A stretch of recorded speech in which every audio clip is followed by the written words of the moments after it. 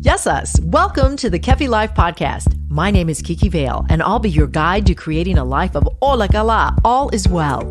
Together, we'll get back to the basics, and we'll explore fresh new ways to flourish in mind, body, and soul the Greek way. You can look forward to interviews, stories, essential self-care strategies, recipes, and actionable takeaway Ola Kala moments. This is going to be so much fun. Let's get going. Πάμε! Our Lexi for today is Mathematica. Mathematica, or mathematics, is a helpful subject to master, and it's especially important to use numbers in your daily living. For example, with your body weight, keeping your numbers on the scale at a reasonable range is healthy for you. How about the numbers in your savings account in the bank? They should be increasing with time. Or consider the numbers of time you exercise a week. These should reflect a frequent amount of movement for the benefit of day-to-day flexibility. Mathematica. Keep it simple and keep it alive in your life routine.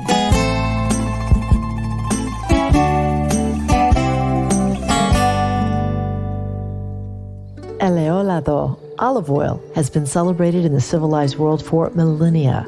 Nearly eternal, the oil of this fruit has been more than just food to the cultures of the Mediterranean region. It's been medicinal, ceremonial, sacramental, and the foundation of great wealth and power. It is safe to say that olive oil is the ethos, the essence of Greek culinary culture. Today, the priceless and life-giving ingredients of this liquid gold can be delivered to you when you purchase your premium bottle of Kefi Life extra virgin olive oil from the region my parents were born, the Peloponnese. The coveted Koroneiki olive is extensively cultivated here in the southern part of Greece, which offers the unique microclimate needed to grow a fruit netting the utmost nutrient value for extra virgin olive oil. Kefi Life extra virgin olive oil, a boundless amount of value, high in antioxidants with anti-inflammatory properties, linked to good mood and improved mental health. Get your bottle of wellness today when you visit kefilife.shop.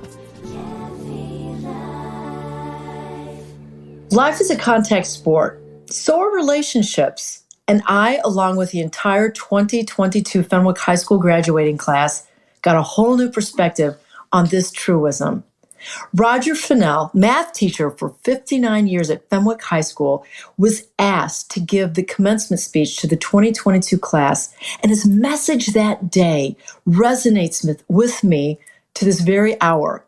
And we're ending up at the end of the year here, so it still has remained in my mind and in my soul. His powerful message that day was so poignant, and I have invited Roger to come to the Kefi Life podcast and talk about the very topic of reaching out. It's especially important during Thanksgiving, but even more important throughout life. Let's welcome Roger Finnell to the podcast. Hello, Mr. Finnell. Hello, Kiki. How are you? I'm great. It's so good to hear and see you today. And as a friar, my children were all friars, are four of them. It's a great school. You're a fabulous teacher. And first of all, how does it feel to be retired? Well, I'm getting used to it day by day. I actually am not teaching anymore, but I'm still working on several activities. I coach the state math team, and I'm producing the fall play that we're doing this weekend and helping a little bit with the Kairos retreat program. Oh, I love that Kairos retreat program. By the way, Kairos in Greek means time or year, and it's a great letter. Well, anyways, that's a whole nother subject, so I better not get into that one. Let's stick to the facts here, which is reaching out. Let's get to the real reason of why we did contact you today and reach out to you, which is your fabulous commencement speech last May and my son Jimmy graduated from high school in May of 2022. And, people always have mixed ideas and expectations about commencement speeches, but yours was very profound in that you talked about something that could really help us personally in life. Firstly, who asked you to give the commencement speech, and what were your feelings when they asked you? Were you excited? Were you nervous? How did you feel? Well, our president, Father Richard Petticord, was the one who asked me back, about a year ago. I guess it was last October or November, and I was kind of stunned by that because, I had heard so many good commencement speeches over the years at Fenwick graduations, and I had spoken briefly a few times to the entire Fenwick student body, but those I considered as friends. But I thought, here he's asking me to speak in front of 1,500 people at graduation, most of whom don't know me and I don't know them. So I said to myself, okay, I'm going to think of it as just talking to a normal class of 20 or 25 students.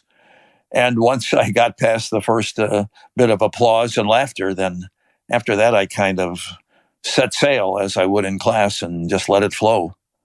Well, I have to say it was a very effortless flow. At least it sounded like that. And I remember what you said about reaching out and staying in touch and looking back.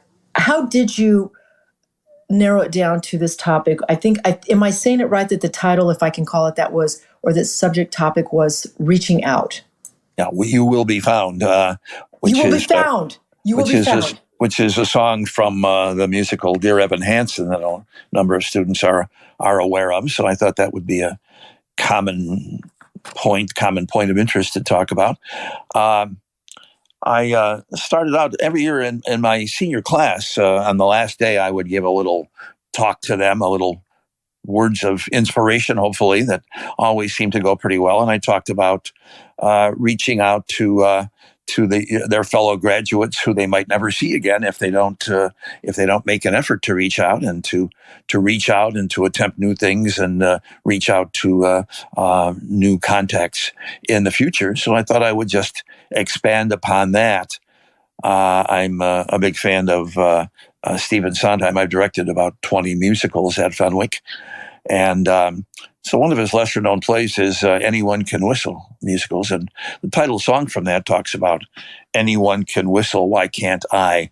The character is having trouble just reaching out to others, doesn't realize that the secret to success in life is reaching out and exploring new worlds and reaching out to others. So I used that as my starting point, and then I thought, well, let's bring in the song from Dear Evan Hansen, Reach Out and You Will Be Found. So I kept going back to that theme in three different ways: to reach out to your family, especially to your grandparents, and learn more about your roots. As I mentioned, as I said, sit down with your grandparents and pour them a glass of wine or two and ask them to tell you stories about their family history, and to reach out to your fellow graduates who you might not see again, even though you've seen them every day for 4 years, unless you make an effort to keep in touch.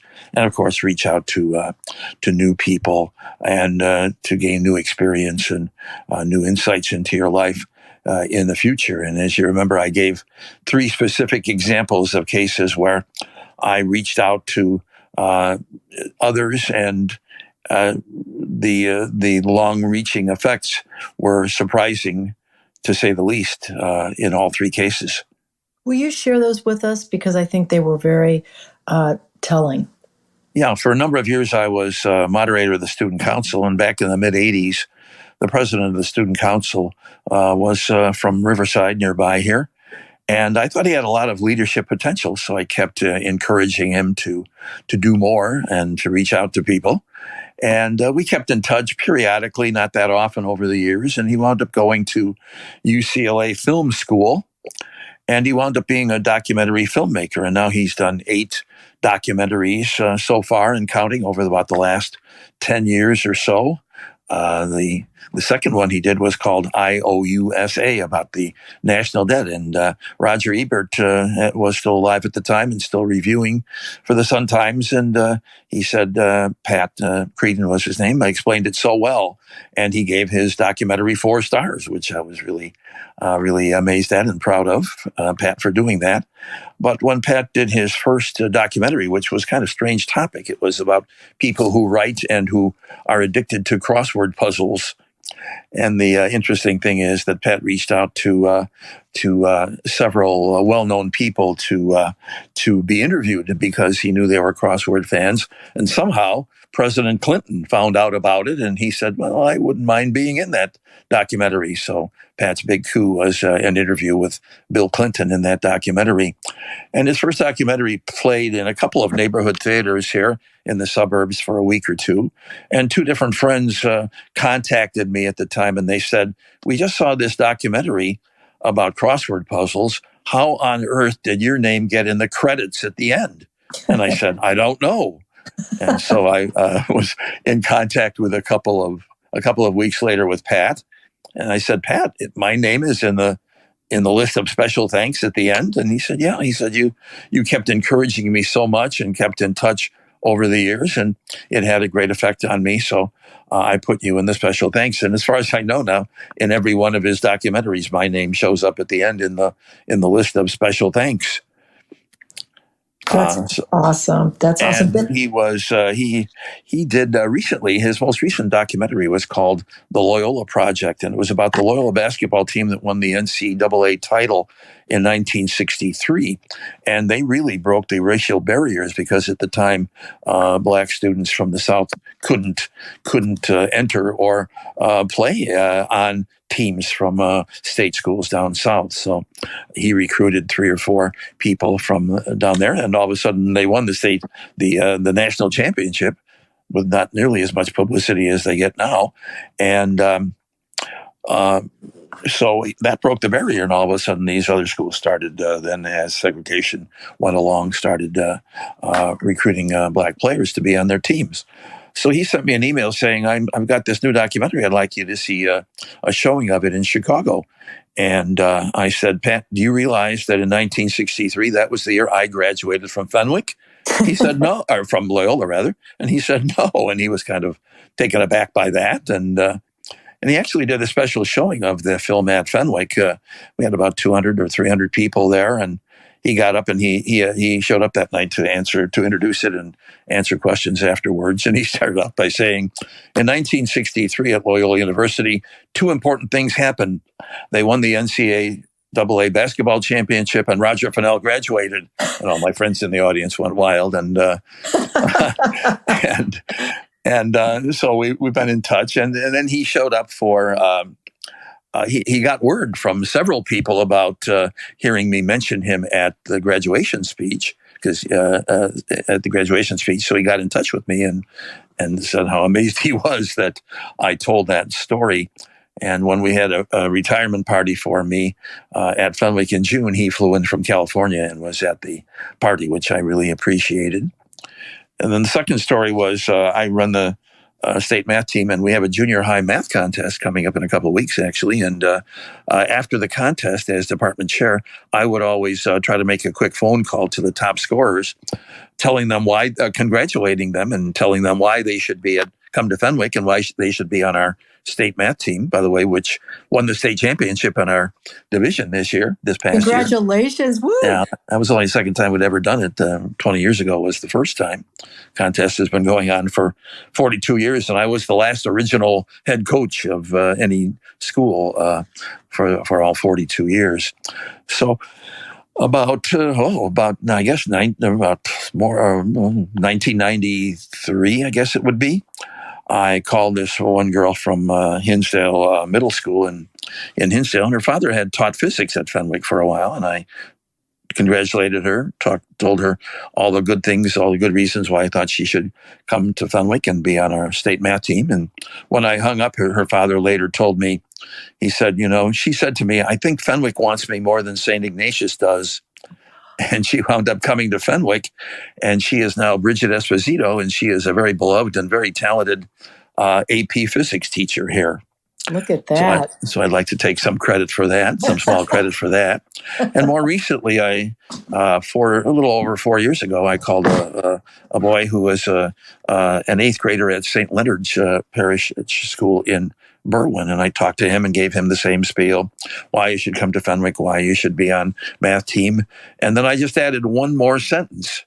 And I said, by the way, do you know that I also am a graduate of St. Leonard's, the same school you're at now? And he was kind of amazed by that coincidence. And he wound up coming to Fenwick, and a couple of months later, at a meeting at Fenwick, his mother pulled me aside and she said, he was trying to decide between Fenwick and St. Ignatius.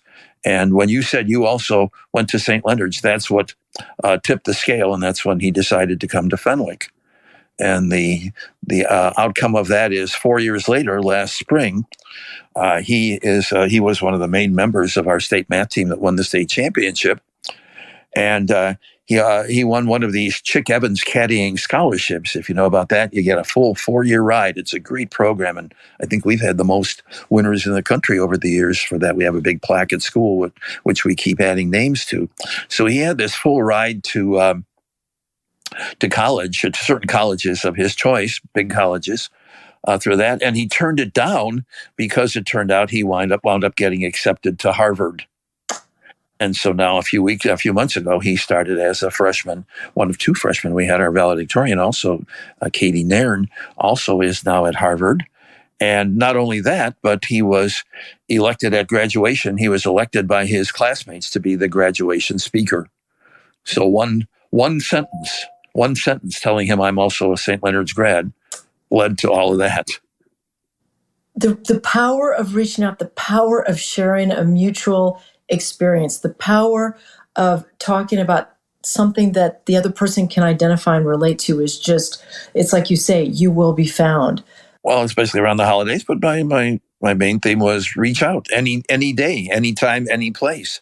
Reach out, and you never know if you take the chance. You never know what good things might result. It's just a never-ending process. Thank you, Roger, for expressing the power of reaching out. And to all of you listening, may you heed the advice. Of course, and certainly, happy, healthy, delicious, safe, and blessed happy Thanksgiving to you and yours.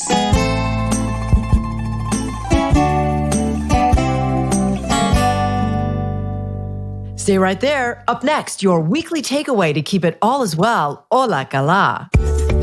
This Hola Kala moment brought to you by the law offices of Liston and Centillus.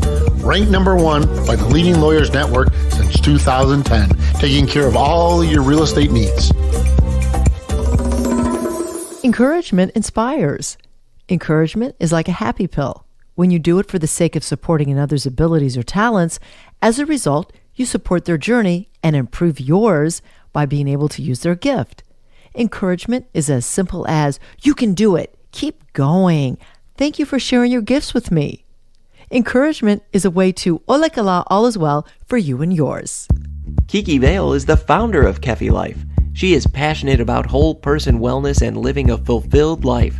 Her Kefi Life podcast is created to simply and naturally help you harmonize the mind, body, and soul the Greek way. Visit KefiLife.com, at KefiLife365 on Instagram, and check out Kefi Vale on LinkedIn and on Twitter. Join us again next time for more positive energy and inspiration on Kefi Life.